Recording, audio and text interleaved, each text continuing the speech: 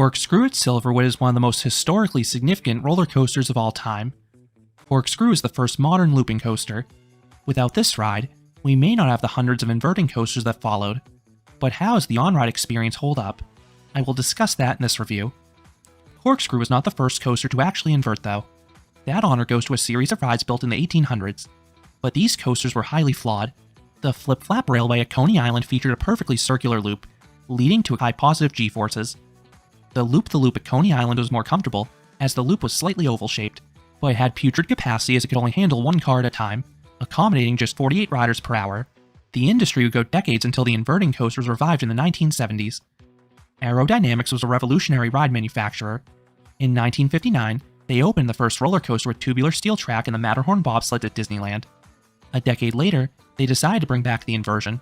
Rather than going with a vertical loop, they developed the Corkscrew. They erected a successful prototype at their manufacturing facility in California. The ride would stand roughly 70 feet or 22 meters tall, and it would feature not one, but two corkscrews back-to-back. The Knotts family visited the Aero facility, and they rode this exciting new coaster.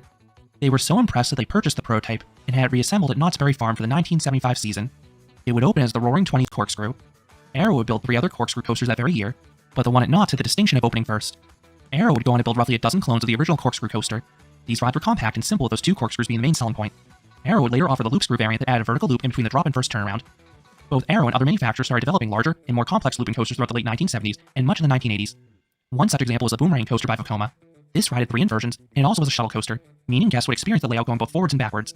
Knott's Berry Farm wanted to add a new coaster in the late 1980s, but they were landlocked and needed to remove something to add a new coaster. They ultimately decided to remove their historic corkscrew in 1989. This was replaced with those aforementioned Vekoma Boomerangs in 1990. Knott's would later remove this ride in 2017, and ever since 2018, that spot has been home to hang time, which is way better than Boomerang Corkscrew in my opinion. As for the historic Corkscrew, the ride was saved. Silverwood was a brand new amusement park in Idaho. The park opened in 1988 with a very limited attraction lineup. At the time, the park had just a steam engine train and a few flat rides. The park wanted to add a splashy new coaster, specifically something with inversions, so they purchased Knott's Berry Farm's former Corkscrew for $250,000, and they had it relocated up north. The ride reopened in 1990, and it has been operating ever since at Silverwood. The ride was placed in the Country Carnival section of the park. The ride originally opened as the gravity-defying Corkscrew, but the name was later shortened down to just Corkscrew. The ride features dark black track and yellow supports. The latter's coloring is so faint that they honestly look white from many angles. Nowadays, this coaster does not usually have much of a wait. All my visits to Silverwood have taken place in summer weekends, and several of their coasters have built up sizable waits, but this one has always been a walk-on, as even with the ride operating with just one train. This train does hold a respectable number of guests though, as it holds 24 riders per cycle. The train is comprised of 6 cars, each with 2 rows of 2. When you reach the station, you are free to wait for any row that you'd like. The front row offers a slightly smoother ride, but I recommend the back in this one. You get some great airtime on the first drop. Corkscrew is the first coaster to feature over-the-shoulder restraints. This restraint is commonplace nowadays for many looping coasters, but it was designed specifically for this ride to keep riders in their seat during the inversions. This type of harness usually has grab bars for guests to hold onto, but this one doesn't have any, so you just have to hold onto the harness itself if you want to hold on. Comfort can be an issue with this ride depending on your body dimensions. These trains are snug. The very back of each car has limited legroom, then every seat has limited elbow room. Your arms will be squished in tight on this ride. Then smaller guests will be susceptible to headbanging if their ears are trapped between the harness. Fortunately, I am tall enough that my head clears the top of the restraint. Most air corkscrews start with a small dip followed by a flat turn. The prototype is a bit different here. This one incorporates a small dip into that initial turn. Both are equally as mild, but it's a neat little perk with this one. You then ascend the lift hill, hearing the glorious clicky clack of Aero's anti-rollback device. Rather than being a fluid climb, the train is rhythmically jerked forwards the whole way up, so your body will rock back and forth during this point. Once at the top, you have a small dip, then you round a slope and turn high in the air. With limited speed, your body will helplessly angle sideways a bit here. You then navigate the best part of the ride, the first drop. This drop is punchy in the back row. Because the front of the train is already at the bottom as you're pressing the drop, you get an aggressive jolt of ejector airtime in the back car. The landing can be a bit harsh though. The seats have minimal padding, and the valley is bumpy, which is not the most ideal combination, but the airtime is still worth it in my opinion. Next is a right-hand turn around the station. It is light in the forces, but it is another bumpy element, so you'll want to watch your head here.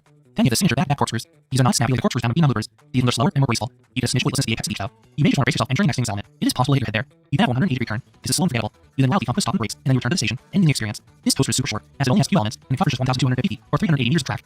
The biggest con of this ride is the smoothness. Aero loopers don't usually excel in this area. The values and directional changes in this ride in particular are mostly bumpy. I know this has been the first looping coaster for many kids in Idaho, but I think Sun Pilot is now a better option. That coaster is admittedly wilder, but it is exponentially smoother. So what would I rate the Corkscrew? Eliminating the historical aspect, this ride gets a 3 out of 10. The first drop's great, but the other parts are not the best, especially when you factor in the bumpiness. There are a lot of old school coasters that age well. This honestly isn't one of them. This is an attraction to appreciate more of the contributions to the industry, rather than its current on-ride experience. Corkscrew is a trailblazer. This ride's a piece of history that paved the way for larger looping coasters to be now flying across the globe. Without this ride, who knows what would have happened. So those are my thoughts of Corkscrew at Silverwood. What are your thoughts on this classic looping coaster? Let me know down in the comments. If you enjoyed this review, I would appreciate it if you give this video a like and consider subscribing, because there's a lot more local coasters and videos here at Canobie Coaster. Thanks for watching.